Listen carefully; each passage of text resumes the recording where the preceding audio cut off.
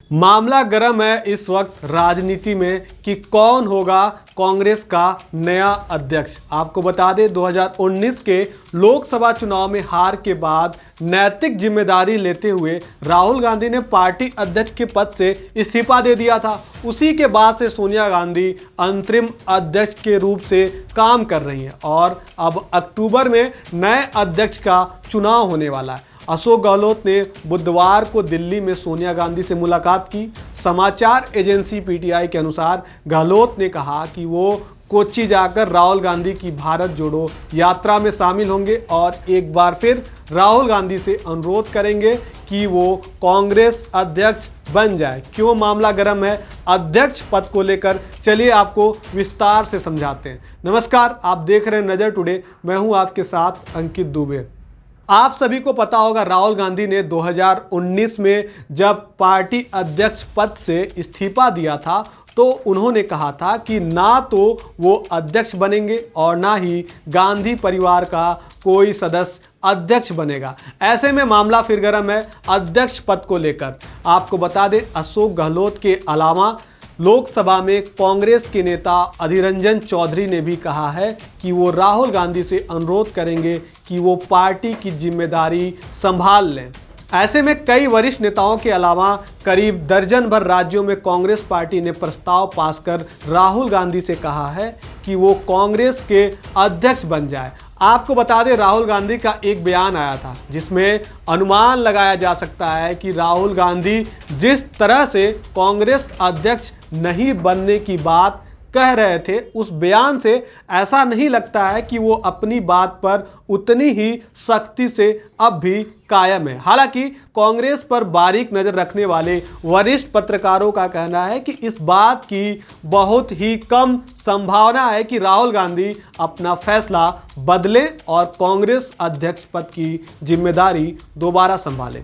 अगर ऐसा होता भी है तो अगला सवाल यह भी पैदा होता है कि एक तरफ राहुल गांधी जब कन्याकुमारी से कश्मीर तक की भारत जोड़ो यात्रा कर रहे हैं तो फिर कांग्रेस अध्यक्ष पद की जिम्मेदारी संभालने से क्यों बच रहे हैं, ये एक बड़ा सवाल खड़ा होता है। ऐसे में इसका जवाब देते हुए वरिष्ठ पत्रकारों का कहना है कि राहुल गांधी कांग्रेस और देश के नेता तो बनना चाहते हैं लेकिन वो कांग्रेस के अध्यक्ष नहीं बनना चाहते। इसकी वजह यह है कि जब भी भारत के मतदाता नरेंद्र मोदी के विकल्प के तौर पर किसी को देखेंगे तो वो कांग्रेस अध्यक्ष के बजाय देश के एक नेता को देखना चाहेंगे और इसलिए राहुल गांधी देश के एक नेता के तौर पर अपनी छवि बनाना चाहते हैं, ना कि कांग्रेस अध्यक्ष के तौर पर। आगे वरिष्ठ पत्रकारों ने बताया कि जवाहरलाल नेहरू पहली बार 1929 में कांग्रेस के अध्यक्ष बने थे। 1929 से लेकर 1964 तक जब नेहरू की मौत हुई थी, नेहरू कांग्रेस के और देश के सर्वमान्य नेता बने रहे, लेकिन इस दौरान वो कांग्रेस पार्टी के अध्यक्ष केवल 6 बार बने रहे। राहुल गांधी जी कुछ इसी तरह की सोच रखते हैं, इसलिए राहुल गांधी अध्यक्ष बने या नहीं बने वो कांग्रेस के सर्वमान्य नेता बने रहेंगे। हालांकि राहुल गांधी की भारत जोड़ो यात्रा को लेकर स्मिता गुप्ता की राय बहुत ही अलग है। वो कहती हैं कि राहुल गांधी की भारत जोड़ो यात्रा का मकसद बीजेपी को कोई चुनौती देना नहीं है, बल्कि विपक्षी नेताओं के बीच अपनी साख को मजबूत करना है। स्मिता के अनुसार ममता बनर्जी, नीतीश कुमार, केसीआर समेत विपक्ष के कई बड़े नेता राहुल को अभी भी विपक्ष का सबसे प्रमुख चेहरा मानने के लिए तैयार नहीं है और इस यात्रा के जरिए राहुल गांधी खुद को विपक्ष का सबसे बड़ा चेहरा स्थापित करना चाहते हैं। आपको बताते चलें कांग्रेस में G23 गुट के नाम से जाने जाते हैं, उनमें से ज़्यादातर वही लोग हैं जिन्होंने या तो नरसिम्हा राव की सरकार, जिसकी सरकार 1991 से 96 तक थी, या फिर मनमोहन की सरकार जो कि 2004 से 2014 तक थी, उसमें मनमोहन सिंह में सत्ता का सुख भोगा, जबकि 1989 के बाद से राहुल परिवार का कोई सदस्य ना तो प्रधानमंत्री बना और ना ही मंत्री बना। आम चुनाव 2014 और 2019 के बाद और दर्जनों विधानसभा चुनाव में कांग्रेस की हार के लिए सीधे तौर पर गांधी परिवार और खासकर राहुल गांधी को निशाना बनाया जाता है। रशीद किश्तवी कहते हैं कि यूपी में अजय कुमार लल्लू, पंजाब में सिद्धू और उत्तराखंड में हरीश रावत खुद अपनी सीट हार गए, लेकिन हार के लिए इनमें से किसी नेता को कोई जिम्मेदार नहीं ठहराता है। राहुल गांधी भी इस बात को समझते हैं और वो चाहते हैं कि अब हार की जिम्मेदारी भी पार्टी के दूसरे नेता ले लें। आप सभी को पता होगा, भारत जोड़ो यात्रा के दौरान राहुल गांधी इस समय केरल में हैं। पार्टी महासचिव जयराम रमेश ने बुधवार को कहा कि राहुल गांधी 23 सितंबर को दिल्ली आएंगे, लेकिन वो अपनी मां सोनिया गांधी से मिलने जाएंगे और चुनाव के लिए नामांकन से इसका कोई लेना देना नहीं है। कांग्रेस अध्यक्ष पद के चुनाव के लिए 24 से 23 सितंबर के बीच दिल्ली स्थित पार्टी के मुख्यालय में नामांकन भरा जाएगा और इस दौरान राहुल गांधी यात्रा में शामिल रहेंगे। तो वहीं कांग्रेस अध्यक्ष पद के लिए 17 अक्टूबर को वोटिंग होगी और 19 अक्टूबर को वोटों की गिनती होगी।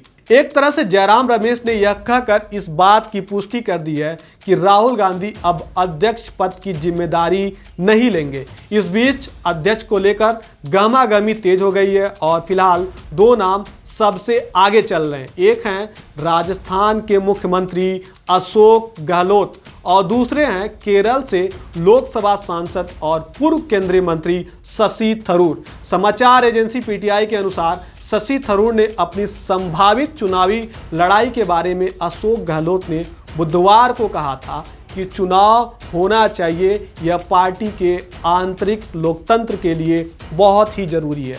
हालांकि मध्य प्रदेश के पूर्व मुख्यमंत्री और पार्टी के वरिष्ठ नेता दिग्विजय सिंह ने एक समाचार एजेंसी से बात करते हुए कहा कि आप मुझे इस रेस से बाहर क्यों रख रहे हैं। चलिए अब आपको बताते हैं क्या गांधी परिवार के बिना ये चुनाव संभव है या नहीं। आपको बता दें, बरसों बाद कांग्रेस अध्यक्ष का चुनाव ऐसे हो सकता है जिसमें नेहरू गांधी परिवार का कोई सदस्य शामिल नहीं होगा। 1991 और 1996 के बीच भी गांधी परिवार का कोई सदस्य इसमें शामिल नहीं था, लेकिन उस समय सोनिया गांधी सक्रिय राजनीति में नहीं आई थी।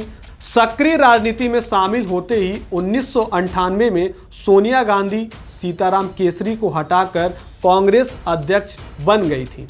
साल 2000 में कांग्रेस अध्यक्ष का चुनाव हुआ और सोनिया गांधी को चुनौती देने के लिए सामने आए जितेंद्र प्रसाद, लेकिन उन्हें बुरी तरह हार का सामना करना पड़ा। चुनाव में पड़े 7,542 वोटों में से उन्हें महज 94 वोट मिले थे।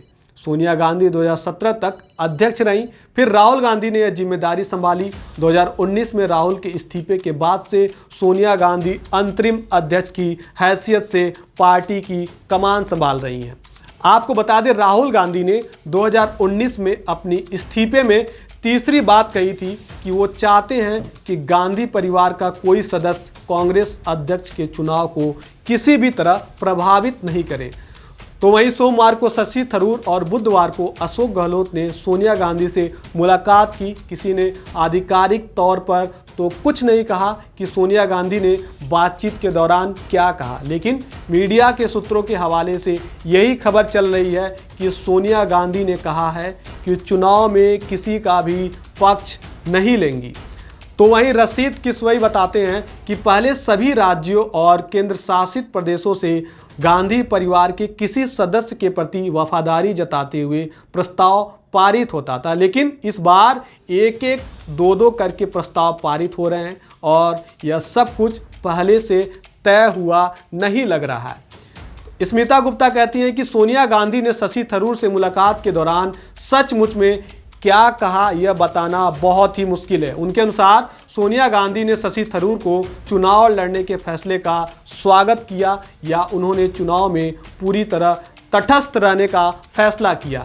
इन दिनों स्थितियों में बहुत फर्क है। स्मिता गुप्ता के अनुसार गांधी परिवार चाहे जितनी भी दूरी बनाने की कोशिश करें, लेकिन अगर अशोक गहलोत चुनाव लड़ते हैं तो यह संदेश जाएगा कि वो गांधी परिवार के उम्मीदवार हैं। आपको बता दें, कांग्रेस अध्यक्ष के चुनाव में केवल सांसद और विधायक मतदाता नहीं होते हैं, बल्कि हजारों डेलीगेट्स होते हैं और उनमें से अधिकतर की वफादारी गांधी परिवार के साथ है।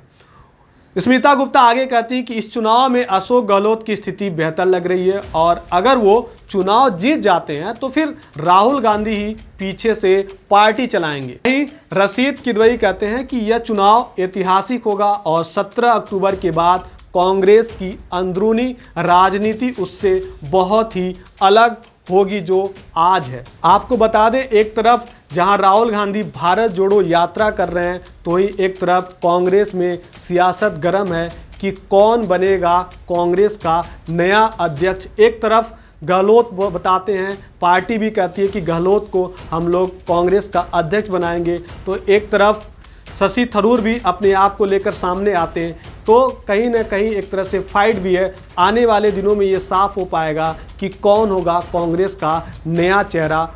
अब इस तरह की तमाम खबरों के लिए आप देखते रहिए नज़र टुडे।